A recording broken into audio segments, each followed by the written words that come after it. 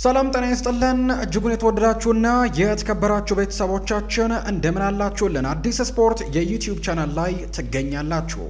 የተለያዩ ስፖርታዊ ጉዳዮችን የምናካፍልበት የዛሬውን የምሽቱን የዝውውር ጉዳዮችን ብቻ ትኩረት አድርገን የምንሰራውን ፕሮግራም ዛሬም እንደተለመደው ወደ እናንተ ልናደርስ በድጋሚ ተገናኝተናል። የተለያዩ ርዕሰ ጉዳዮችን ዛሬም እናነሳለን። በተለይ ከዝውውር ጉዳዮች ጋር አያይዘን ባለፉት የዝውውር ቀናት ላይ የተለያዩ ርዕሰ ጉዳዮችን ስናነሳ ነበር። አብዛኞቹን ክለቦች እያነሳን እንገኛለን። ከዝውውር ጉዳዮች ጋር በተያያዘ ማንቸስተር ዩናይትድ፣ አርሰናል፣ ቸልሲ ቤት የሚነሱ የሊቨርፑል ጉዳዮችን፣ የማድሪድን የፕሬዝደንታዊ ምርጫ ተከትሎ ሌሎችም ርዕሰ ጉዳዮችን ከዝውውር ጉዳዮች ጋር ሰፋ አድርገን ስናነሳ እንደነበር የምናስታውሰው ነው። ለዛሬም የተለያዩ ርዕሰ ጉዳዮችን መርጠን የተለያዩ የዝውውር መረጃዎችን የምናነሳበትን ፕሮግራም ዛሬም በድጋሚ ይዘን ቀርበናል። ፉአድ ባህሩ ይህንን ፕሮግራም እየመራው ከእናንተ ጋር ቆይታን አደርጋለሁ።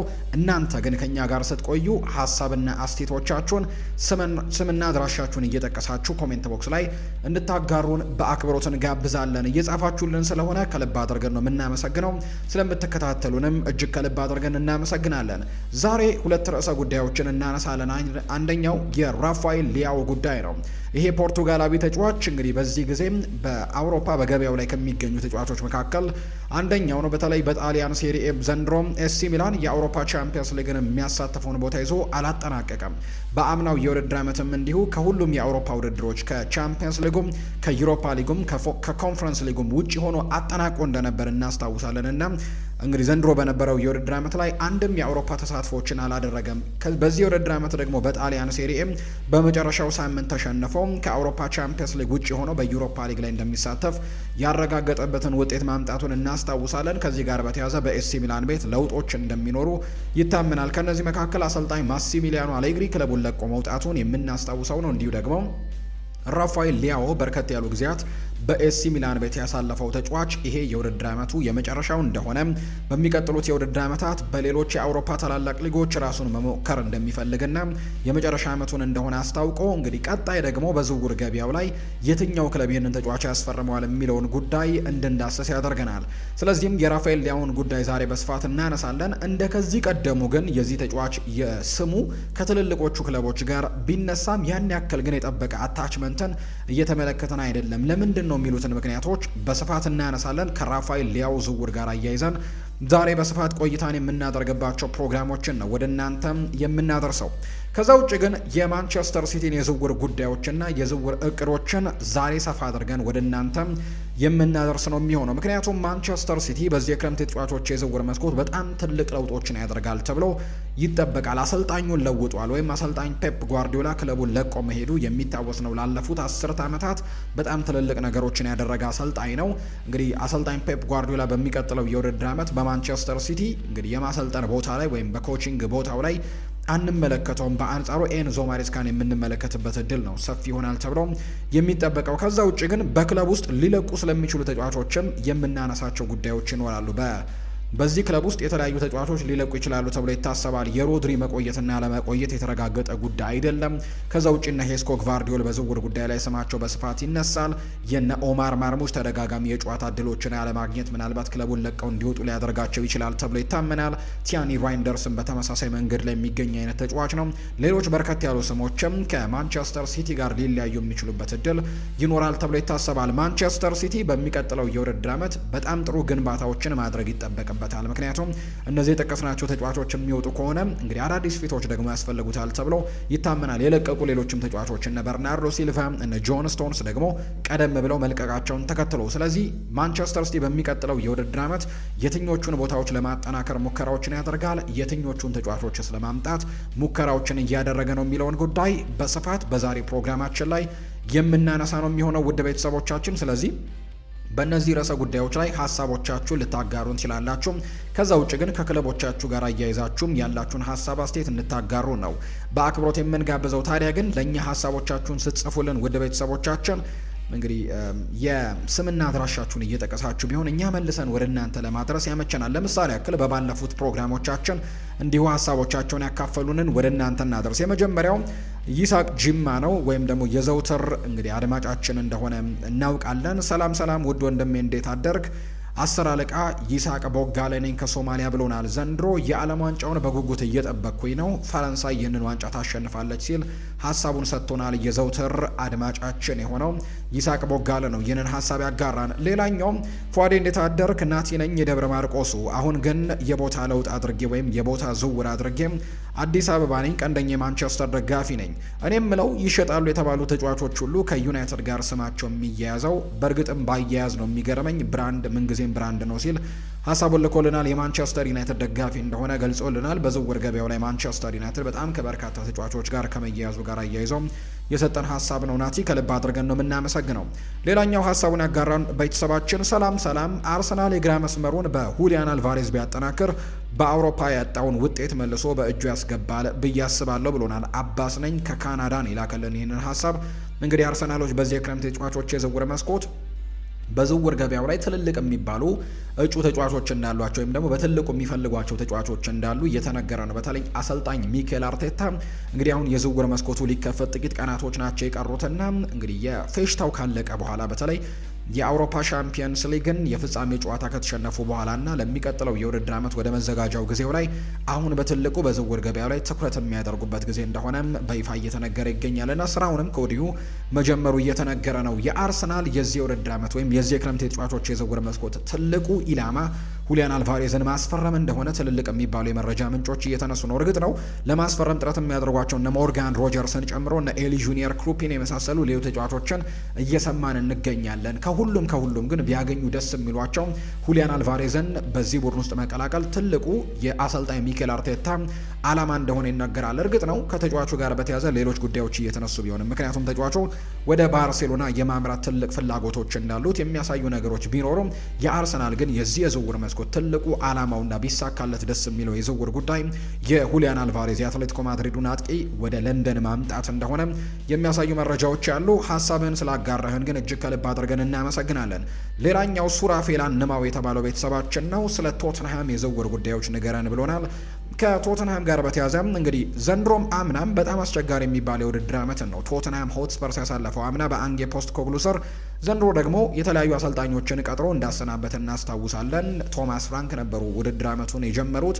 ከዛ ግን ቶማስ ፍራንክ ተሰናብተው ደግሞ ኢጎር ቱዶር መምጣታቸውን እናስታውሳለን። ኢጎር ቱዶርም ተሰናብተው አሁን ሮቤርቶ ዲ ዘርቢ ነው ይህንን ቡድን ይዞ የሚገኘውና 17ኛ ደረጃን ይዘው ነው በሁለቱም ዓመታት አምናም ዘንድሮም ያጠናቀቁት። ለየት የሚያደርገው በአምናው የውድድር ዓመት ላይ የዩሮፓ ሊግን አሸንፈው ቻምፒየንስ ሊግ ውጤትን ወይም ቻምፒየንስ ሊግ የሚያስገባቸውን ውጤት አግኝተው ነበር። ከዛ ውጪ የዩሮፓ ሊግ ዋንጫ ካገኘ ከረጅም ዓመታቶች በኋላ ይሄ ቡድን ዋንጫ ማንሳቱ ምናልባት የ17ኛው ደረጃ ውጤቱ ላይ ትልቅ ነገሮች እንዳይነሱ አድርጎ ነበር። እርግጥ ነው እንደ ዘንድሮ በጣም ተቸግረውም ባይሆን 17ኛ ያጠናቀቁት አምና፣ ነገር ግን ለመውረድ ከጫፍ የሚደርሱበት ቦታ ላይ ሆኖ ማጠናቀቃቸውን እናስታውሳለን። ዘንድሮ ግን የከፋውን ቶትንሃም ሆትስፐርስን የተመለከተ ነው። እስከ መጨረሻው ሳምንት ድረስ የቶትንሃም ሆትስፐርስ በፕሪሚየር ሊጉ መቆየቱ የተረጋገጠ ጉዳይ አይደለም። የመጨረሻው ሳምንትም ነጥብ ጥሎ ቢሆን ኖሮ ወይም ደግሞ ተሸንፎ ቢሆን ኖሮ የዚህ የውድድር ዓመትን ወይም ቀጣይ የውድድር ዓመትን በሻምፒዮንሺፕ ልንመለከትበት የምንችልበት እድል በጣም ሰፊ ነበር እና አስቸጋሪ የውድድር ዓመትን አሳልፏል። በሚቀጥለው የውድድር ዓመት ደግሞ በሮቤርቶ ዲ ዘርቢ ስር ራሱን አጠናክሮ ለመምጣት ጥረቶችን ያደርጋል ተብሎ ይታሰባል። በዝውውር ገበያው ላይ ስሙ የሚነሱ ተጫዋቾች ያሉ ከቶትንሃም ሆትስፐርስ ጋር ለምሳሌ ያክል በተከላካይ ስፍራ ላይ ማርኮስ ሴንሴን ከቦርንመዝ በነጻ ዝውውር ለማስፈረም ከጫፍ መድረሳቸውን ፋብሪዚዮ ሮማኖ አረጋግጦታል። ከዛ ውጪ ማንቸስተር ሲቲውን ሳቪኒሆን በድጋሚ ለማስፈረምም በትልቁ ጥረቶችን ያደርጋል ተብሎ ይታሰባል። በዚህ የውድድር ዓመት ለቶትንሃም በጣም አስቸጋሪ የነበረው ጉዳይ በርከት ያሉ ተጫዋቾችን በጉዳት ምክንያት ማጣቱ ነው። እነ ሙሐመድ ኩዱስ እንዲሁ በመጨረሻዎቹ ጨዋታዎች አካባቢ የተመለሰው ጄምስ ማዲሰን እናስታውሳለን። ዲያን ኮሊሴቭስኪ እንዲሁም ሌሎችም በጣም በርከት ያሉ ወሳኝ ተጫዋቾቻቸውን እንዲሁ ኦን ኦፍም ሆነው ያገለገሉ ተጫዋቾች እንዳሉ የምናስታውሰው ነውና በዚህ ምክንያት በጣም እንግዲህ አስቸጋሪ የውድድር ዓመትን አሳልፈዋል። በሚቀጥለው የውድድር ዓመት ግን ራሳቸውን አጠናክረው ለመምጣት ይሞክራሉ ተብሎ ይታሰባል። ሁላችሁም ያላችሁን ሀሳብ ስለምታጋሩን እጅግ ከልብ አድርገን ነው የምናመሰግነው። የተለያዩ ስፖርታዊ ጉዳዮችን ዛሬ እናነሳለን። ባለፈው በነበረው ፕሮግራማችን ላይ አንድ ጥያቄን ወደ እናንተ አደርሰን ነበር ውድ ቤተሰቦቻችን።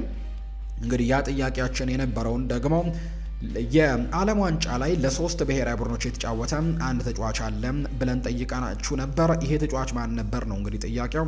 ዲያን ስታንኮቪች ይባላል። ይሄ ተጫዋች ለሶስት ብሔራዊ ቡድኖች ነው ጨዋታን ያደረገው። ከፖለቲካል ኬዝ ጋር በተያያዘ እንደሆነ ይነገራል፣ ወይም ደግሞ በፖለቲካል ጉዳዮች ሀገሪቶቹ እንግዲህ እየተቀያየሩ ወይም ደግሞ እየተከፋፈሉ ስለነበር ነው በዓለም ዋንጫ ላይ ለ3 ሀገራት እንዲጫወት የሆነውና በዛ ምክንያት እንደሆነ የሚያሳዩ መረጃዎች አሉ። ይሄ ተጫዋች ግን ለ3 ሀገራት መጫወቱ ተነግሯል። እንግዲህ የዓለም ዋንጫው ሊጀመር በጣም ጥቂት ቀናቶች ማለትም የፊታችን ሐሙስ ነው የዓለም ዋንጫው የሚጀመረውና ከዚህ የዓለም ዋንጫ ጋር በተያያዘ የእናንተን ሀሳብ አስተያየት ወይም ደግሞ ይህንን የዓለም ዋንጫ ቢያሸንፍ ደስ የሚላችሁ ይህንን የዓለም ዋንጫ እንትን ያሸንፋል ብላችሁ የምትገምቱትን ሀገር ኮሜንት ቦክስ ላይ ስምና አድራሻችሁን እያስቀመጣችሁ ልታጋሩ እንችላላችሁ። እኛ ግን የዝውውር ጉዳዮችን ሰፋ አድርገን የምናቀርብበትን የዕለተ ማክሰኞ ፕሮግራማችንን እነሆ አሁን ማቅረብ እንጀምራለን። ከመሸጋገሪያ በኋላ ተመልሰን ስንመጣ ወደ ዝርዝር ጉዳዮቻችን ነው የምናመራው። አብራችሁን ስላላችሁ ከልብ አድርገን እናመሰግናለን። ፉአድ ባህሩ የዛሬውን ፕሮግራም እየመራው ቆይታ ያደርጋለሁ። ሀሳብ አስተያየት ካላችሁ ጻፉልን። ከመሸጋገሪያ በኋላ እንገናኛለን። አብራችሁን ቆዩ።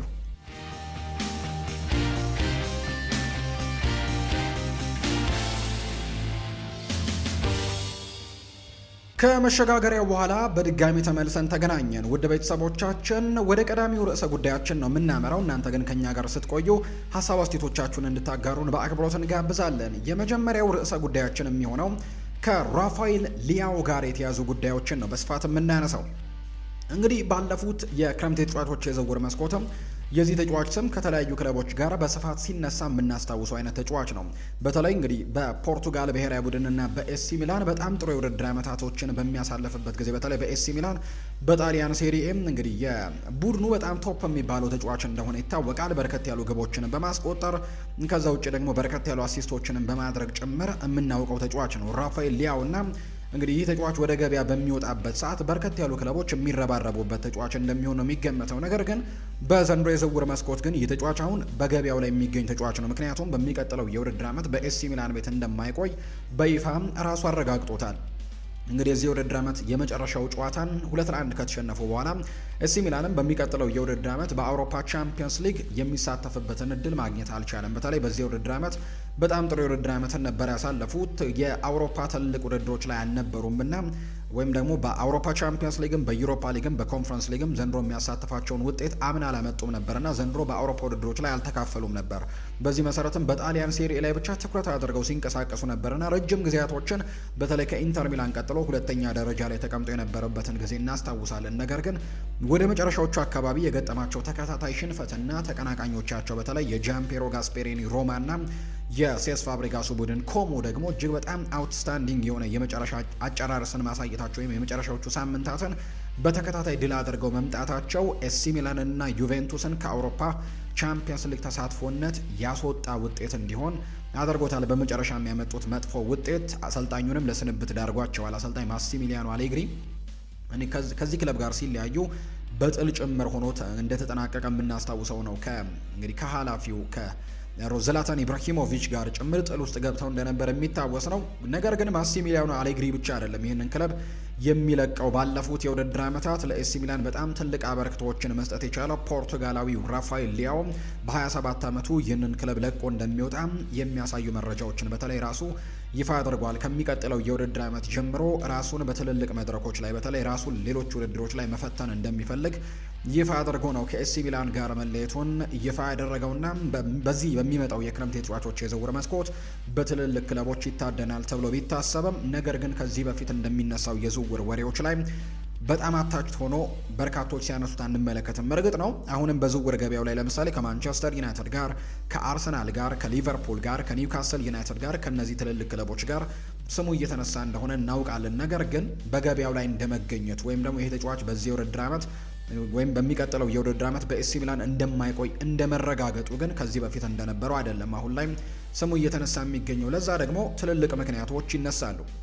ይህ ተጫዋች ከኳስ ጋር በጣም ጠንካራ ተጫዋች እንደሆነ በጣም የማጥቃት ባህሪያቶቹ በጣም ቆንጆ እንደሆኑ የሚያሳዩት ቁጥሮች አሉ። ወይም ኦፕታ በቅርቡ ባወጣው ይፋዊ መረጃው መሰረትም የራፋኤል ሊያውን እንግዲህ በኳስ በሚይዝበት ሰዓት ወይ ደግሞ ዊዝ ዘ ቦል ሲሆን በጣም ጥሩ ቁጥሮች እንዳሉት የሚያሳዩ መረጃዎችን ይፋ አድርጓል። ለምሳሌ ቻንሶችን ክሬት በማድረግ ረገድ በዚህ ውድድር ዓመት በጣሊያን ሴሪ እርግጥ ነው ሆኖ ሲጫወት ተመልክተነዋል። በጉዳት ምክንያት ያልተጫወተባቸው ጨዋታዎች አሉ። ከዛ ውጪ ደግሞ በተጫወተባቸው ጨዋታዎች ላይ አሰልጣኝ ማሲሚሊያኖ ማሲሚሊያኖ አሌግሪ ራፋኤል ሊያው በሚወደው ቦታ ሳይሆን በሌሎች ቦታዎች ላይ ሲጠቀመው ተመልክተናልና ያ ደከም ያሉ ቁጥሮችን እንዲያስመዘግብ እንዳደረገው በርካቶች ያምናሉ። ነገር ግን ከኳስ ጋር በነበረው እንቅስቃሴ ግን ለምሳሌ ጎሎችን በማስቆጠር ረገድ በየ90 ደቂቃው 0.44 ጎሎችን ያስቆጥራል። ያ ማለት በሁለት ጨዋታ አንድ ጎል ያስቆጥራል እንደማለት ነው። በአጠቃላይ 1859 ደቂቃዎችን እንግዲህ ሜዳ ላይ ያሳለፈውና በእነዚህ ደቂቃዎች ላይ እንግዲህ በአቬሬጅ 0.44 ጎሎችን በ90 ደቂቃ ያስቆጥራል። ያ ማለት በ180 ደቂቃ አካባቢ ነው ወደ አንድ ጎል የሚጠጋ ቁጥርን የሚያስመዘግበው። ስለዚህ በአቬሬጅ በሁለት ጨዋታዎች አንድ ጎል ያስቆጥራል እንደማለት ነው። ከዛ ውጭ ግን በአንድ ጨዋታ በአማካይ 3 ሙከራዎችን ያደርጋል። እንግዲህ በ90 ደቂቃ ውስጥ 3 ሙከራዎችን በየጨዋታው ሲያደርግ ተመልክተናል። ከዚያ ውጭ ደግሞ በተቃራኒ ቦክስ ውስጥ ደግሞ ወይም የተጋጣሚ ክልል ውስጥ ደግሞ በ90 ደቂቃ ውስጥ 5.9 ጊዜ ኳሶችን የሚነካበትን አጋጣሚም ጭምር ተመልክተናል። ስናጠጋገው 6 ኳሶችን በ90 ደቂቃ ውስጥ በየአቬሬጁ ለምሳሌ በአንደኛው ጨዋታ እንግዲህ 10 ሊነካ ይችላል። በሚቀጥለው ጨዋታ ግን የተወሰኑ ቁጥሮችን ሊያስመዘግብ ይችላል። በአጠቃላይ በአቬሬጅ ግን በ90 ደቂቃ ውስጥ 6 ኳሶችን ነው ተቃራኒ የቦክስ ውስጥ የሚነካው። ከዛ ውጪ ድሪብል የሚያደርግበት የክንፍ መስመር ተጫዋች ከመሆኑ ጋር በተያያዘ በ90 ደቂቃ ውስጥ 3 ድሪብሎችን ያደርጋል በአቬሬጅ በየጨዋታው ማለት ነውና እንግዲህ ከዚህ በፊት ከነበሩት የውድድር ዓመታቶች አንጻር ስናስተያየው ደከም ያለ የውድድር ዓመትን አሳልፏል። ነገር ግን እንግዲህ ጥሩ ቁጥሮችን ዊዝ ዘ ቦል ሲሆን ማሳለፉ ይነገራል። አሁን ላይ በዝውውር ገበያው ላይ እንዳይፈለግ ያደረገው ትልቁ ምክንያት ግን ኦፍ ዘ ቦል ሲሆን ወይም ደግሞ ቡድኑ ኳስን ለተጋጣሚ አሳልፎ በሚሰጥበት ጊዜና ኳሱ በኤሲ ሚላን ቁጥጥር ስር በማይሆንበት ጊዜ የራፋኤል ሊያው አስተዋጽኦች የተገደቡ መሆናቸውና እንደዚህ ዲፌንሲቭ ስራዎች ላይ አለመካፈሉ ትልልቅ ክለቦች አሁን ላይ በዘመናዊ እግር ኳስ መከላከልን በተለይ ከአጥቂዎች ማስጀመር ይፈልጋሉ። አጥቂዎች አሁን ላይ የክንፍም ይሁን የፊት መስመርም የ9 ቁጥር አጥቂም ቢሆን አሁን ላይ በፕሬሲንጉ በጣም ጠንካራ እንዲሆኑ ይፈልጋል በዚህ ዘመን ባለው እግር ኳስ ላይ። ነገር ግን ራፋኤል ሊያው በዚህ መልኩ ጠንካራ የሚባል አይነት ተጫዋች እንዳልሆነ ነው ቁጥሮቹ የሚያሳዩት። ለምሳሌ ያክል ኬሊያን ምባፔ በዚህ የውድድር ዓመት ላይ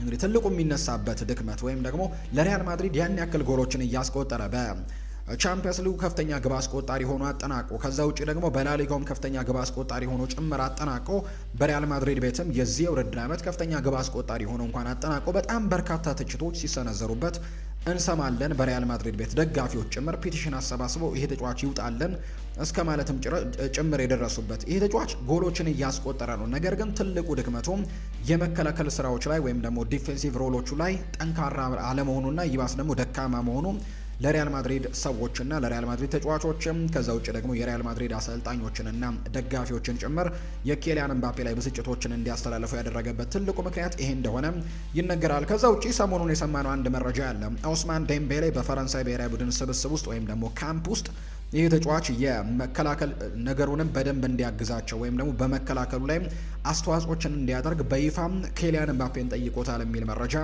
ይፋ እየተደረገ ይገኛል። እና ኬሊያን ምባፔ እንኳን ጎሎችን በማስቆጠር የነበረበትን ድክመት በመጠኑም ቢሆን መሸፈን ችሏል። ነገር ግን ከመተቸትና ከመጠየቅ ግን ወደኋላ አላለም።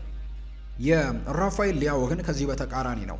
እንደ ኬሊያን ምባፔ ሁሉ ከኳስ ውጪ ወይም ቡድኑ በሚጠቃበት ሰዓት እና ቡድኑን ኳሱን በሚያጣበት ሰዓት የዲፌንሲቭ ስራዎች ላይ በደንብ ደግሞ አለማተኮሩና ወይም ደግሞ አለማገዙ ጎል ደግሞ ማስቆጠር አለመቻሉ እንደ ኬሊያን ለምሳሌ ኬሊያን ምባፔ በጎሎቹ የተወሰኑ ነገሮችን መሸፈን ይችላል፣ የተወሰኑ ጫናዎችን ማቃለል ይችላል። ምክንያቱም ከፍተኛ ግብ አስቆጣሪ ሆኖ ለቡድኑ ብዙ ጎሎችን እያስቆጠረ ይገኛል። ራፋኤል ሊያው ግን ያንን ነገር እያደረገ የሚገኝ ተጫዋች አይደለምና በዚህ ምክንያት በርካታ ትልልቅ የሚባሉ ክለቦች አሁን ላይ በገበያው ላይ ይህንን ተጫዋች ከማስፈረም እንዲቆጠቡ እንዳደረጋቸው የሚያሳዩ መረጃዎች እየወጡ ይገኛሉና በዚህ ምክንያት እንደሆነ በርካቶች ይነገራል። ከዚህ በፊት ባርሴሎና ይህንን ተጫዋች ለማስፈረም በተለይ ባለፈው የጥርና የክረምት ተጫዋቾች የዝውውር መስኮት ባርሴሎና የመጀመሪያው ምርጫ የነበረው ራፋኤል ሊያውን ማስፈረም እንደነበር ይነገራል። ነገር ግን በዚህ የክረምት ተጫዋቾች የዝውውር መስኮት ግን ባርሴሎናዎች ይህንን ተጫዋች ለማስፈረም ጥረቶችን ያደርጋል ተብሎም አይጠበቅም። አንደኛ በዛ ቦታ ላይ ሌሎች ተጫዋቾችን አስፈርመዋል። ራፋኤል ሊያውን ከማምጣት ማርከስ ራሽፎርድን በቋሚነት የመቅጠርን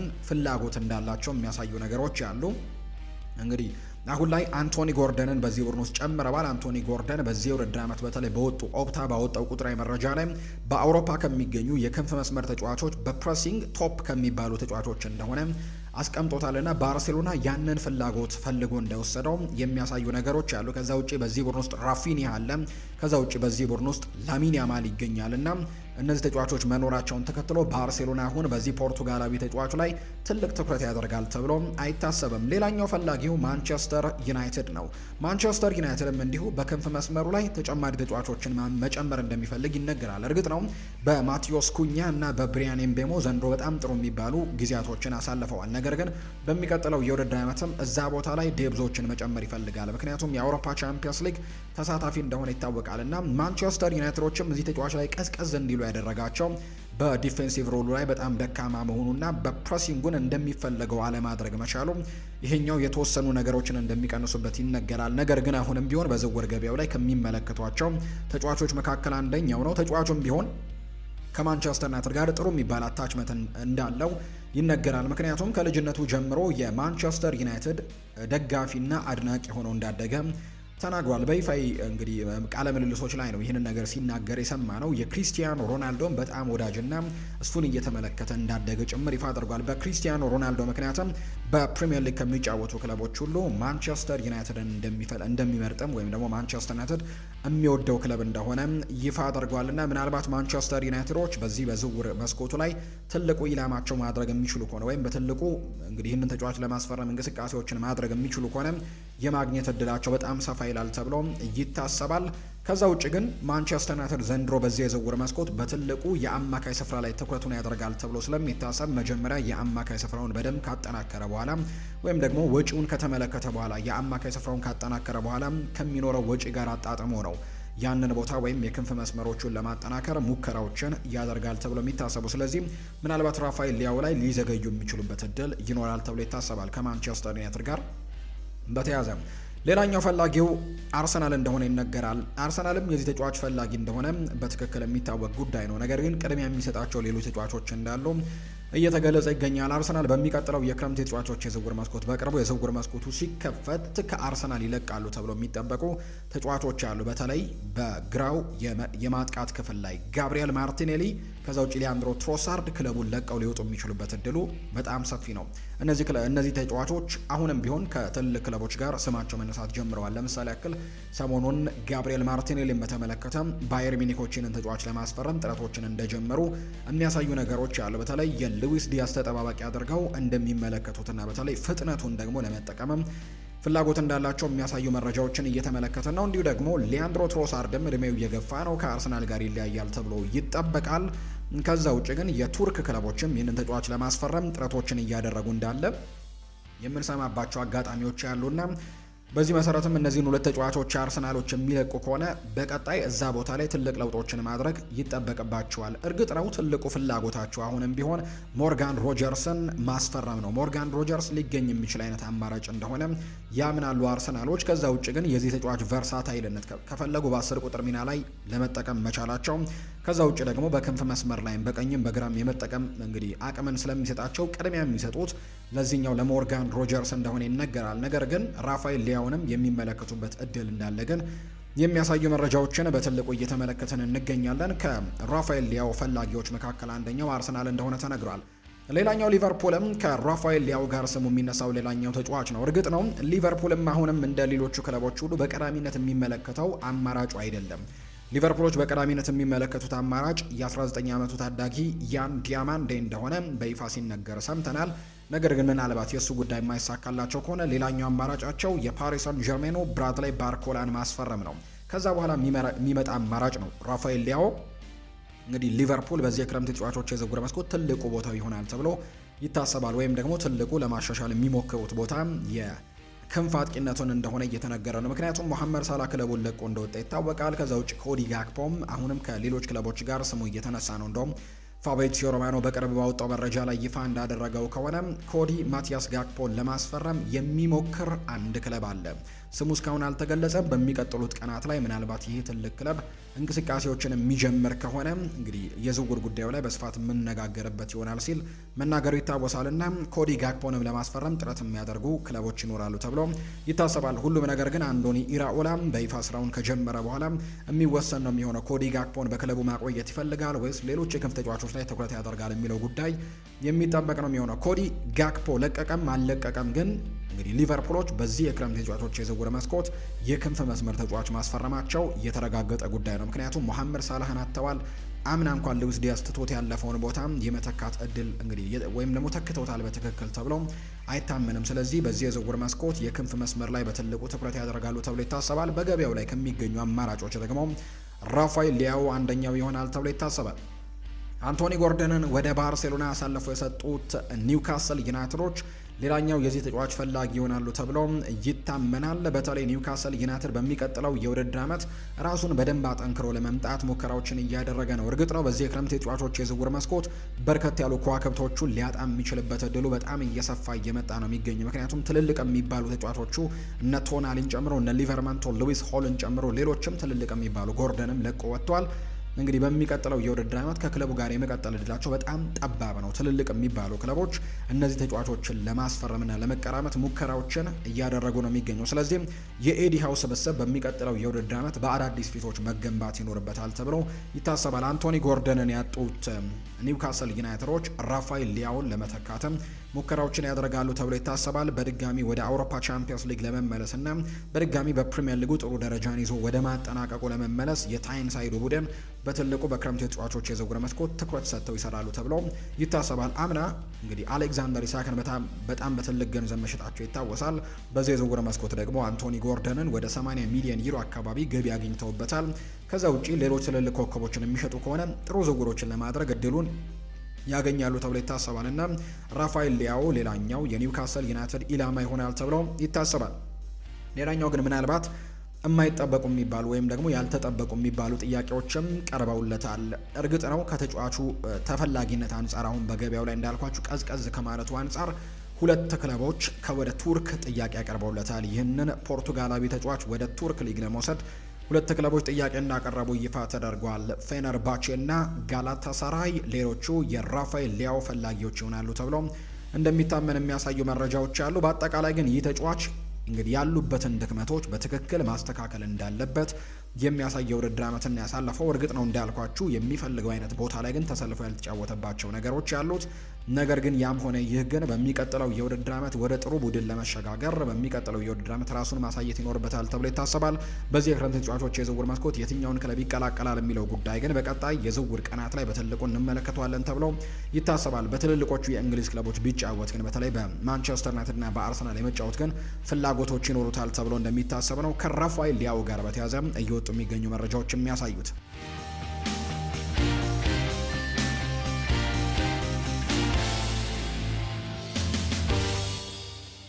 ከመሸጋገሪያውና ከውሃ ረፍት በኋላ በድጋሚ ተመልሰን ተገናኘን። ውድ ቤተሰቦቻችን እያደመጣችሁን እየተከታተላችሁን ስለሆነ እጅግ ከልብ አድርገን እናመሰግናለን። የተለያዩ ርዕሰ ጉዳዮችን የምናካፍልበት የዝውውር ጉዳዮችን ብቻ በስፋት የምናነሳበት ፕሮግራማችንን እየተከታተላችሁ እንደሆነ እንግዲህ እየተመለከተን እንገኛለን። ስላደመጣችሁን ስለተከታተላችሁንም ከልብ አድርገን ነው የምናመሰግነው። አሁንም ሀሳብ አስተያየቶቻችሁን እንድታጋሩን በአክብሮት እንጋብዛለን። ቀጣይ ርዕሰ ጉዳዮችን የሚሆነው ከማንቸስተር ሲቲ ጋር የተያዙ ጉዳዮችን ነው የሚሆነው። በተለይ ከማንቸስተር ሲቲ ጋር የተያዙ ጉዳዮች ቢሆኑም ስለ አንዳንድ የዝውውር ጉዳዮቻቸው በስፋት እናነሳለን። ባለፉት ፕሮግራሞቻችን ላይ ከቼልሲ ጋር ከሌሎችም ከሊቨርፑል ጋር አያይዘን ሰፋ ያሉ ቆይታዎችን ስናደርግ እንደነበር የምናስታውሰው ጉዳይ ነው። የማንቸስተር ሲቲ ጉዳዮችን ደግሞ ዛሬ እንመልከት። እንግዲህ ማንቸስተር ሲቲ በሚቀጥለው የውድድር ዓመት እንዴት ያለ የውድድር ዓመትን ያሳልፋል የሚለው የበርካቶች በጉጉት የሚጠበቀው ጥያቄ ነው። ምክንያቱም ባለፉት 10 ዓመታት ይህንን ቡድን በትልቅ ደረጃም ሲያገለግል የነበረው ከዛ ውጪ ይህንን ቡድን ለፕሪሚየር ሊግ ደጋግሞ ዋንጫ አሸናፊነት ከዛ ውጪ ሲፈልጉት ለነበረው የአውሮፓ ቻምፒየንስ ሊግም ባለቤትነት ያገናኛቸው አሰልጣኝ ፔፕ ጓርዲዮላ በሚቀጥለው የውድድር ዓመት ለመጀመሪያ ጊዜ ከ10 ዓመታት በኋላ በአሰልጣኝነቱ በማንቸስተር ሲቲ ቤት አንመለከተውም።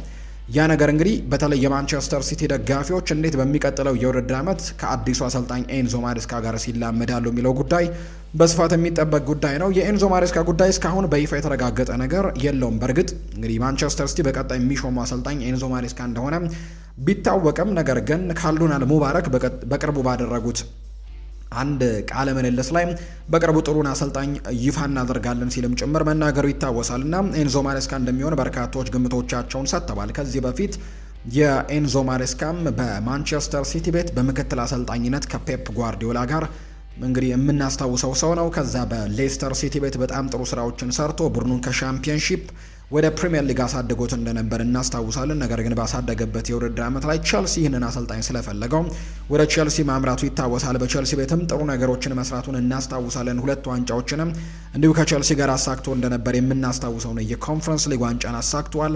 ከዛ ውጭ ደግሞ የዓለም ክለቦች ዋንጫንም ትልልቆቹን ቡድኖች ጭምር በማሸነፍ ማሳካቱን የምናስታውሰው አሰልጣኝ ነው። በቼልሲ ቤትም አጀማመሩ በተለይ በዘንድሮው የውድድር ዓመትም መጀመሪያ ላይ እሱ ነበር አሰልጣኝ የነበረውና በጣም ጥሩ አጀማመር ነበረው። በፕሪሚየር ሊጉም ጥሩ ተፎካካሪ እንደነበር እናስታውሳለን። ከዛ በኋላ ግን የመጡት የውጤት መጥፋቶች፣ ከዛ ውጭ ደግሞ ከማንቸስተር ሲቲ ጋር ተደራድሮ ነበር የሚሉ መረጃዎች ደግሞ መውጣታቸው ቶድ ቦህሊንና በሄዳድ ኤግባሊን ጨምሮ እንግዲህ ከክለቡ እንዲሰናበት እንዳደረጉት የሚታወስ ጉዳይ ነው። ነገር ግን የቼልሲ ተጫዋቾችን ለ2 ጎራ የከፈለ ስንብት ነበር የአሰልጣኝ ኤንዞ ማሬስካ ከቼልሲ የተሰናበተበት ጉዳይ። በቀጣይ ግን ማንቸስተር ሲቲን ሊረከብ እንደሚችል በርካቶች ግምቶቻቸውን ሲሰጡ ነበር። እርግጥ ነው ሌሎች ትልልቅ የሚባሉ ክለቦችም አሰልጣኝ ኤንዞ ማሬስካን ከዛ በኋላ እንግዲህ እንዳናገሩ የሚያሳዩ ነገሮች አሉ። ለምሳሌ ሪያል ማድሪድ ይህንን አሰልጣኝ አናግሮት ነበር የሚል መረጃ በስፋት ሲወጣም ተመልክተናል። በተለይ እንግዲህ የሻቪ አሎንዞ መሰናበትን ተከትሎ አረቤሏን ከመቅጠራቸው በፊት አሰልጣኝ ኤንዞ ማሬስካን ሪያል ማድሪዶች አናግረውት እንደነበር የሚያሳዩና የሚጠቁሙ መረጃዎች አሉ። ነገር ግን በአብዛኛው ኤንዞ ማሬስካ ሲጠብቅ የነበረው የማንቸስተር ሲቲን ስራ እንደነበረ በርካቶች የሚያሳዩ መረጃዎችን ይፋ ሲያደርጉ ተመልክተናል። በመጨረሻም ከሚፈልገው ስራ ከማንቸስተር ሲቲ ስራ ጋር እንደተገናኘ የሚያሳዩ መረጃዎችን እየተመለከትን ነው። በሚቀጥለው የውድድር ዓመት የማንቸስተር ሲቲ ደጋፊዎች እንግዲህ አሰልጣኛቸው ኤንዞ ማሬስካ እንደሆነ የሚታወቅ ጉዳይ ሆኗልና በርከት ያሉ ለውጦች ይኖራሉ ተብሎ ይታሰባል። በቀጣይ የውድድር ዓመት በማንቸስተር ሲቲ ቤት በተለይ አሰልጣኝ ፔፕ ጓርዲዮላ መውጣቱን ተከትሎ እንዲሁ የተለያዩ ለውጦች፣ የስሜት መለዋወጦችም ሊኖሩ ይችላሉ። ከክለቡም ደግሞ ስለመልቀቅ የሚያስቡ ተጫዋቾች እንዳሉ የሚያሳዩ መረጃዎች አሉ። ለምሳሌ ያክል የበርናርዶ ሲልቫና የጆን ስቶንስ ጉዳይ የተረጋገጠ ነበር። ቀድሞም ቢሆን አሰልጣኝ ፔፕ ጓርዲዮላ እንደለቀቀ ነው አብረው እንደለቀቁ የሚታወቀው። ከዛ በፊትም የተረጋገጠ ጉዳይ የነበረ ነው። ነገር ግን ከፔፕ ጓርዲዮላ ስንብት በኋላ ግን ከክለቡ ሊለቁ የሚችሉ ተጫዋቾች ስማቸው ይፋ እየተደረገ ይገኛል። ከነዛ መካከል ባለፉት የውድድር ዓመታት በዚህ የማንቸስተር ሲቲ ስብስብ ውስጥ በተለይ ለፔፕ ጓርዲዮላም በቅርብ ዓመታት ውስጥ የጀርባ አጥንት ለቡድኑ የነበረው ሮድሪ ከመልቀቅ ጋር ስሙ እየተነሳ ነው። ነገር ግን መዳረሻው ክለብ ሊሆን የሚችለው የነበረው ሪያል ማድሪድ አሁን ላይ እሱን የማስፈረም እድሉ በጣም ጠበብ ያለ ሆኗል። ምክንያቱም ሮድሪ ምናልባት በፕሬዝደንሻል ምርጫው ሪያል ማድሪድ ኤንሪኬ ሪኬልሜ ያሸነፈው ቢሆን ኖሮ ከወዲሁ የሪያል ማድሪድ ተጫዋች ይሆናል ብለው በርካቶች ግምቶቻቸውን ሰጥተው ነበር። ነገር ግን የፍሎሬንቲኖ ፔሬስ ይህንን ምርጫ ማሸነፋቸው ግን ሮድሪ ምናልባት ወደ ሪያል ማድሪድ የሚያደርገው ጉዞ ላይ እክል ሊፈጠርበት እንደሚችል ይፋ ተደርጓል። ምክንያቱም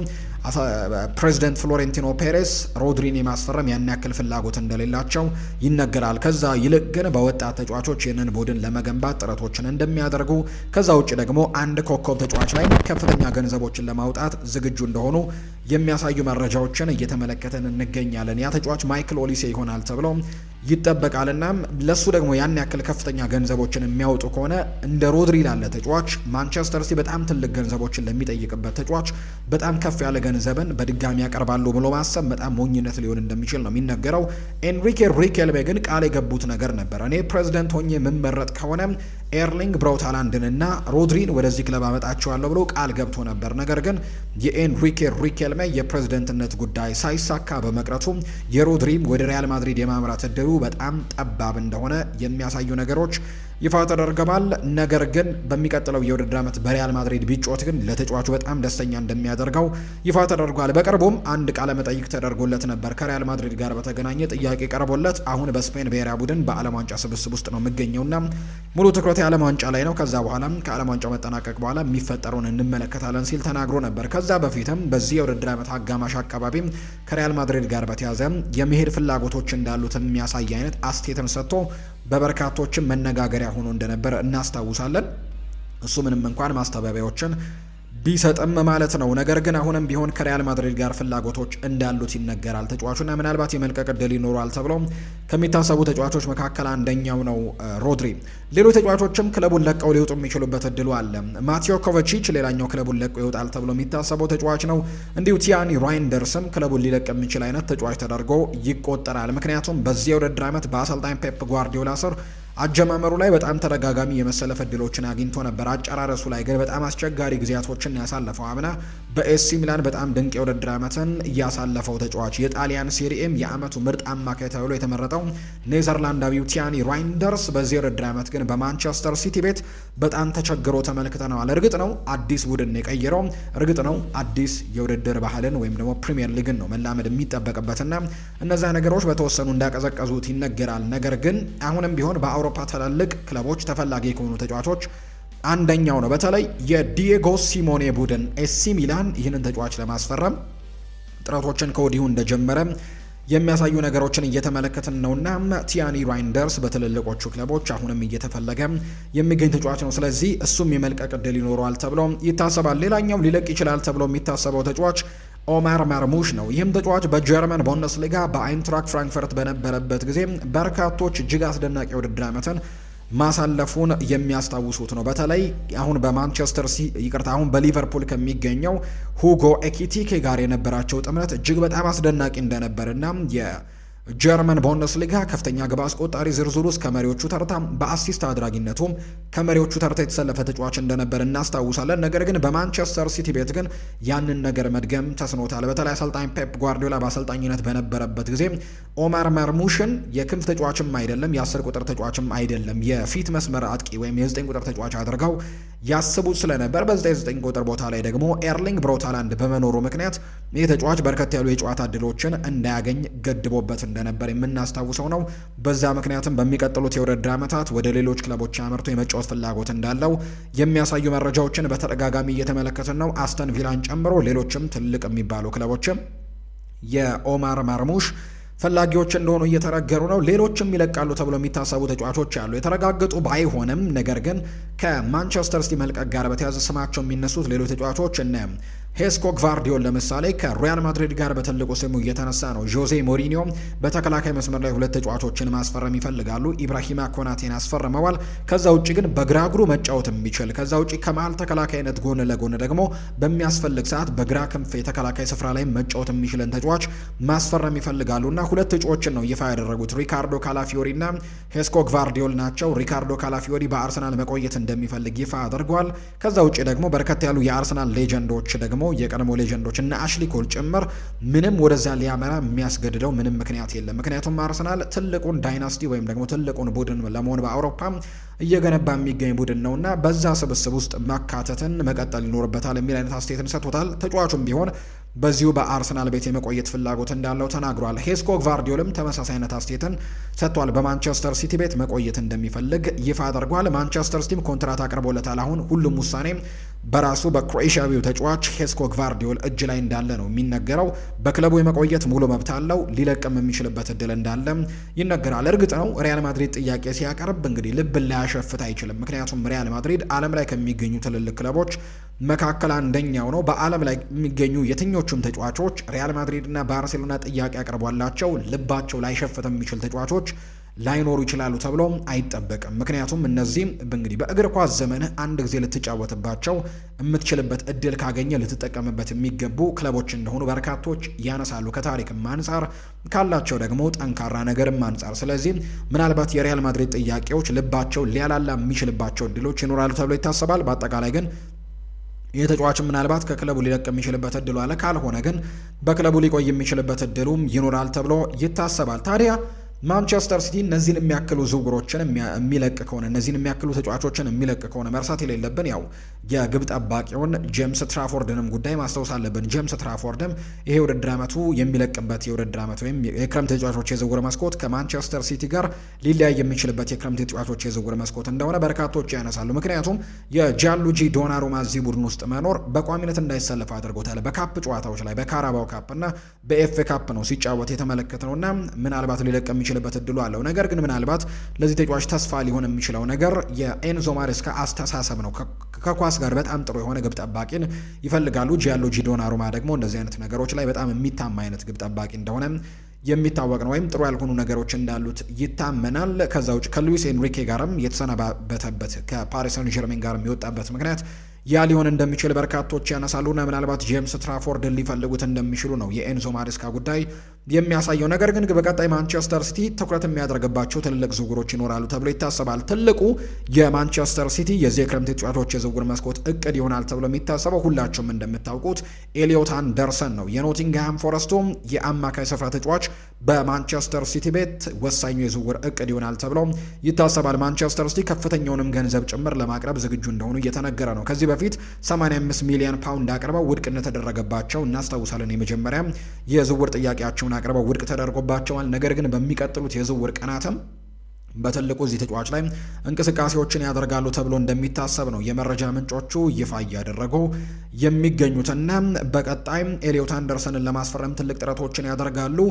ነገር ግን ቀላል ዝውውር ይሆናል ተብሎ አይታሰብም። ምክንያቱም ኢቫንጀሎስ ማሪናኪስ የኖቲንግሃም ፎረስቱ ባለቤት በድርድር በጣም የሚታወቁ በጣም ከፍተኛ ገንዘቦችን የሚጠይቁ አይነት ናቸው። አምና እንኳን ሞርጋን ጊብስ ዋይት ወደ ቶተናም ለማምራት ተስማምቶ ሁሉን ነገር ጨርሶ እንደመለሱት ይታወሳል። አባብለው ወደ ክለቡ እንዳስመለሱት የሚታወስ ጉዳይ ነውና በድርድር በጣም ጠንካራ ከሆኑ ማኔጀሮች መካከል ወይም የቡድን ባለቤቶች መካከል አንደኛው እንደሆነ ይናገራል ኢቫንጀሎስ ማሪናኪስ እና ለማንቸስተር ሲቲም ቀላል ያደርግለታል ተብሎ አይታሰብም። ከዛ ውጭ ግን ማንቸስተር ዩናይትድም እዚህ ዝውውር ላይ መኖሩ የሚታወቅ ጉዳይ ነው። እርግጥ ነው ማንቸስተር ዩናይትዶች በጣም ብዙ ጠንከር ያሉ ፍላጎቶችን እያሳዩበት አይደለም። እርግጥ ነው የመጀመሪያ ኢላማቸው ነው። ነገር ግን ትልቅ ፍላጎትን ወይም ትልቅ እንቅስቃሴ ለዚህ ተጫዋች እያደረጉ አይደለም። አንደኛ ከፍተኛ ገንዘብ የሚወጣበት ተጫዋች ነው ብለው አምነዋል። ከዛ ውጭ ደግሞ ከማንቸስተር ሲቲ ጋርም ያን ያክል አንገት ለአንገት ተናንቆ ዝውውሩን ማድረግ ያን ያክል ፍላጎታቸው እንዳልሆነ ነው እየተነገረ የሚገኘው። በተለይ ተጫዋቹም ፍላጎቱ ወደ ማንቸስተር ሲቲ የመሆን አዝማማ የሚያሳይቱ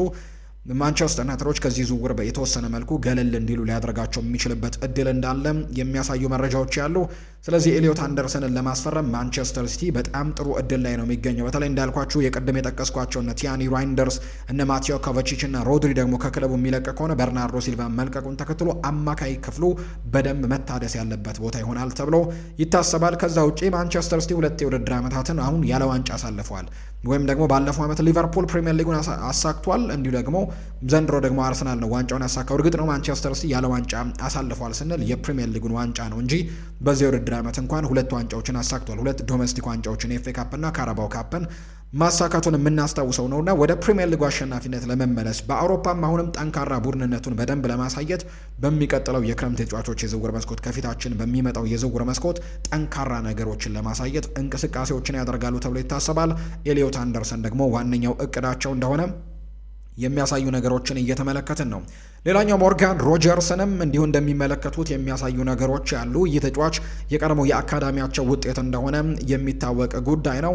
ይህንን ተጫዋች በክለባቸው ላይ በድጋሚ ለማምጣት ትልቅ ፍላጎት እንዳላቸው የሚያሳዩ ነገሮች አሉ። ሞርጋን ሮጀርስ አሁን በትልቁ ስሙ እየተነሳ የሚገኘው ከአርሰናል ጋር እንደሆነ ይነገራል። አሰልጣኝ ሚኬል አርቴታ እዚህ ተጫዋች ላይ ትልቅ ፍላጎቶችን አሳይቶ እየተንቀሳቀሰ ነው የሚገኘው። ነገር ግን ማንቸስተር ሲቲዎች በቀላሉ ይህንን ተጫዋች ይለቁላቸዋል ተብሎ አይታሰብም፣ ወይም በዝውውር ገበያው ላይ ፉክክሩን ለአርሰናሎች ቀላል ያደርጉላቸዋል ተብሎ አይታሰብም። ምክንያቱም የቀድሞ ኮከባቸውን በድጋሚ ወደ ቡድናቸው ለማምጣት ጥረቶችን የሚያደርጉበት የዝውውር መስኮት ሊሆን እንደሚችል የሚያሳዩ ግምቶችን በትልቁ እየተመለከትን ከመገኘታችን አንጻር፣ ስለዚህ አርሰናል እና ማንቸስተር ሲቲ በሞርጋን ሮጀርስ ዝውውር ጉዳይ ላይ በጣም ትልቅ ፉክክሮችን ሊያደርጉ የሚችሉበት የዝውውር መስኮት ሊሆን እንደሚችል ግምቶች በትልቁ እየወጡ ይገኛሉ። ስለዚህ ማንቸስተር ሲቲ በእነዚህ 2 ተጫዋቾች ላይ ትልቅ እንቅስቃሴን ያደርጋል ተብሎ ይታሰባል። ከዛ ውጭ ግን ሌሎች የሚሰሙ ስሞች አሉ። ለምሳሌ ያክል አሰልጣኝ ኤንዞ ማሬስካ ከዚህ በፊት በቼልሲ ያሰለጠኗቸውን አንዳንድ ተጫዋቾች በድጋሚ በማንቸስተር ሲቲ የማግኘት እቅድ አላቸው የሚሉ ነገሮች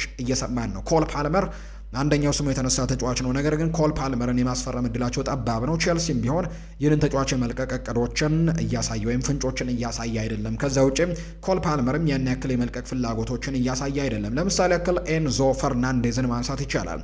ኤንዞ ፈርናንዴዝ ወደ ሪያል ማድሪድ የማምራት ፍላጎቶች ቢኖሩትም ነገር ግን ከቼልሲ የመልቀቅ እድሉ ሰፋ ያለ እንደሚሆን የሚያሳዩ ነገሮች አሉ። ከሪያል ማድሪድ ጋር ካልተሳካለት ምናልባት ወደ ማንቸስተር ሲቲ ሊያመራ የሚችልበትም እድሉ እንዳለ ይነገራል። አሰልጣኝ ኤንዞ ማሬስካ ከዚህ ከቀድሞ ተጫዋቻቸው ጋር በድጋሚ በጋራ የመስራት ፍላጎት እንዳላቸው በተደጋጋሚ የሚያሳዩ መረጃዎች መውጣታቸውን ተከትሎና ይህንን ተጫዋች በድጋሚ ለማስፈረም ጥረቶችን ያደርጋሉ ተብሎ ይታሰባል። ሌላኛው ማርክ ኮሬያ ነው። እርግጥ ነው ከቼልሲ የሚለቅ ከሆነ ወደ ስፔን ማምራትን ትልቁ ፍላጎቱ ያደርጋል ተብሎ ይታመናል። ነገር ግን ማንቸስተር ሲቲ በተለይ ኤንዞ ማሬስካም ማርክ ኮሬያን በዚህ ቡድን ውስጥ የማምጣት እና የመመልከት ፍላጎት እንዳላቸው የሚያሳዩ ነገሮች ያሉና ከቀድሞ ክለባቸውም ተጫዋቾችን ለማስፈረም ጥረት የሚያደርጉበት የዝውውር መስኮት ሊሆን እንደሚችል የሚያሳዩ ፍንጮችን እየተመለከትን ነው። በአጠቃላይ ማንቸስተር ሲቲ በዝውውር ገበያው ላይ ግን በጣም ትልቅ እንቅስቃሴዎችን በሚቀጥለው የዝውውር መስኮት ያደርጋል ተብሎ እንደሚጠበቅ ነው መረጃዎች እያሳዩ የሚገኙት።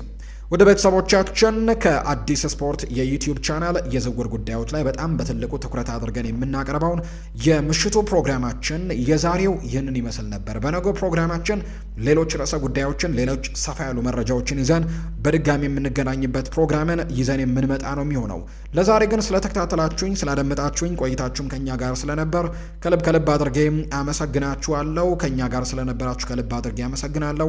ቆይታችሁን ከኛ ጋር ያደረጋችሁ በሙሉ ላቅ ያለ ምስጋናችንን እናቀርባለን። እንዳይረሳ ስምና አድራሻችሁን እየጠቀሳችሁም ያላችሁን ሀሳብ አስተያየት ኮሜንት ቦክስ ላይ ልታጋሩን ትችላላችሁ። እኛ ደግሞ በነገው ፕሮግራማችን ላይ መልሰን ወደ እናንተው ስምና አድራሻችሁን የጠቀሳችሁ ቤተሰቦቻችንን አስተያየቶቻችሁን መልሰን ወደ እናንተው እናደርሳለን። ለዛሬ ስላደመጣችሁኝ ከልብ አድርጌ አመሰግናለሁ። ፉአድ ባህሩ ፕሮግራሙን ስመራ ቆየሁኝ። ሀሳብ አስተያየት ካላችሁ እንቀበላለን። ታዲያ እንዳይረሳ ይህንን ቻናል ለመጀመሪያ ጊዜ እየተመለከታችሁ ከሆነ ቻናላችንን ሰብስክራይብ እያደረጋችሁ የቤተሰባችን አባልነት ሆኑ በአክብሮት ጋብዛችኋለሁ። ከዛ ውጪ ቪዲዮአችንን ላይክ እያደረጋችሁ እንድታበረታቱን የምንጋብዛችሁ። በቀጣይ ፕሮግራሞቻችን መልሰን እስክንገናኝ ድረስ መልካም ጊዜ፣ መልካም ምሽት ይሁንላችሁ።